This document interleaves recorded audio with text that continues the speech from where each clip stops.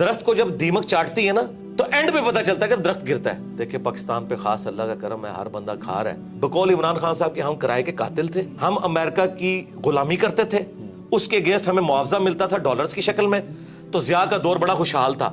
حالانکہ کوئی ترقی نہیں ہوئی اس دور کے اندر.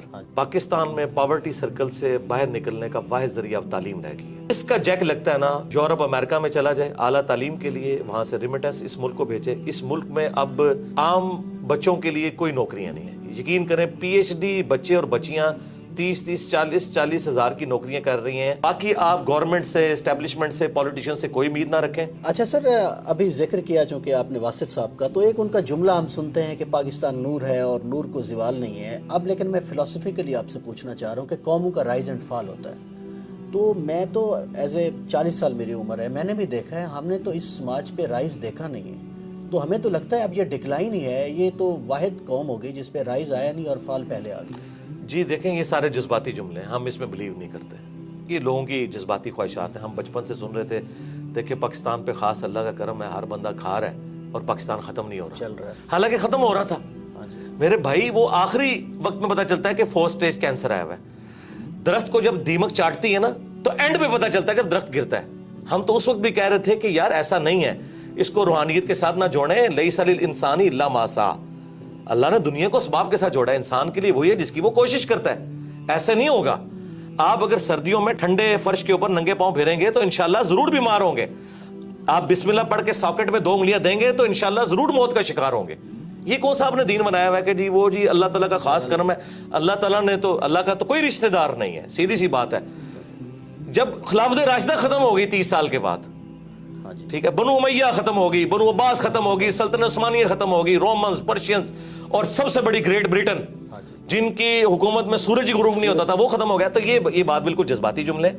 یہ جو پاکستان چل رہا تھا نا ابھی, وہ چل رہا نہ تو دعاؤں کی وجہ سے چل رہا تھا اور نہ یہ تھا کہ وہ ترقی کر رہا ہے. ہوتا یہ تھا بقول عمران خان صاحب کے ہم کرائے کے قاتل تھے, ہم امریکہ کی غلامی کرتے تھے, اس کے اگینسٹ ہمیں معاوضہ ملتا تھا ڈالرز کی شکل میں, تو ضیاء کا دور بڑا خوشحال تھا.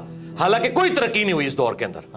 ہمیں باہر سے مل رہا تھا, بلکہ ہمیں یہ بیساکھیاں لگائی گئی ہیں. مشرف کے دور میں کہتے ہیں جی دیکھیں جی 10 سال تک 60 پہ رہا ڈالر. وہ اس لیے نہیں رہا کہ مشرف نے کوئی یہاں فیکٹریاں لگا دی ہیں, یہ کچھ کنٹریبیوٹ کیا اس نیشن کو. جی ڈالر, آج بھی سرکار ڈالر آ جائیں تو دیکھیں ملک دوبارہ خوشحال ہو جائے گا. لیکن میں یہ کہتا ہوں اللہ نہ کرے کہ اب اس طرح کے ڈالرز آئیں. ہمیں ایک بار اس بستی میں گریں گے پھر اٹھیں گے اگر اٹھنا چاہیں گے, نہیں تو ضروری نہیں ہے. سارے بچے جوانی کی عمر کو پہنچ کے یا بڑھاپے کو نہیں فوت ہوتے, بعض بچپن میں بھی فوت ہو جاتے ہیں. یہ جذباتی باتیں ہیں کہ رائز ہم نے دیکھا نہیں ہے. تو کیا سارے بچے رائز تک پہنچتے ہیں؟ ہماری دعا ہے کہ اچھائی ہو. جرمنی دیکھیں تباہ ہو گیا تھا ورلڈ وار 2 کے اندر, تو آج دنیا میں جرمنی اور جاپان کے مقابلے میں کوئی ملک ہے مجھے بتائیں؟ تو دیکھ لیں وہاں پہ فوجیں اس لیول کی نہیں ہے, پھر بھی لوگ رات کو بڑے آرام سے سوتے ہیں. بس آخری سوال ہے سر, نوجوان جو ہیں اس ملک کے وہی وارث ہیں اور وہی تعداد میں سب سے زیادہ ہیں. بس ان کو ذرا مخاطب کر کے, سیاست, معیشت, معاشرت سب تباہ ہے, تو ہمارا مخاطب تو وہی ہے, وہی کچھ کر سکتے ہیں. جی نوجوانوں کو میں یہ ریکویسٹ کروں گا کہ آپ لوگ جو ہے نا اپنی تعلیم کے اوپر توجہ دیں. پاکستان میں پاورٹی سرکل سے باہر نکلنے کا واحد ذریعہ اب تعلیم رہ گئی ہے.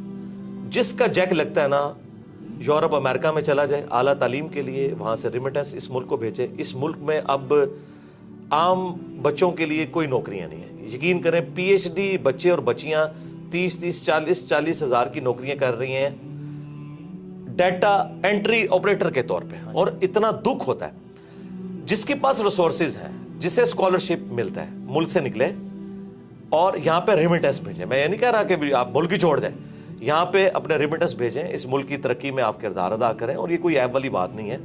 اس وقت بھی آلموسٹ 1 کروڑ کے قریب پاکستانی باہر کے ملک میں بیٹھا ہوا ہے. اور اپنی تعلیم کے اوپر توجہ دیں.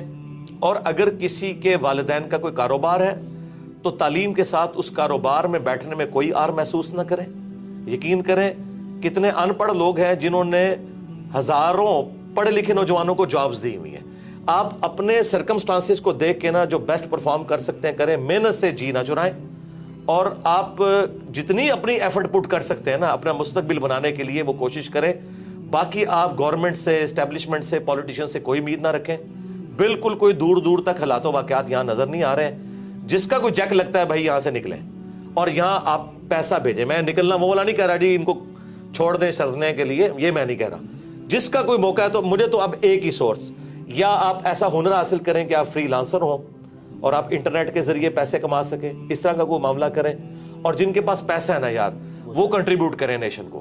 یار پیسے والے لوگ کم از کم سولر اپنے گھروں پہ لگوائیں تاکہ غریب لوگوں کو وابڈا کی بجلی سستی ملے. آپ لوگ بھی اگر وابڈا سے لے کے کھائیں گے جس میں سبسڈی ہوتی ہے شامل, تو غریب آدمی تک کس طرح سستی بجلی پہنچے گی. تو جتنا کو کنٹریبیوٹ کر سکتا ہے وہ کرے. پیغام تو بہت زیادہ دیا جا سکتا ہے, میرا اتنا ہی کافی. بہت شکریہ مرزا صاحب, یہی پیغام ہے جی, اپنی دنیا آپ پیدا کریں نوجوان. مجھے اجازت دیجیے, اللہ حافظ.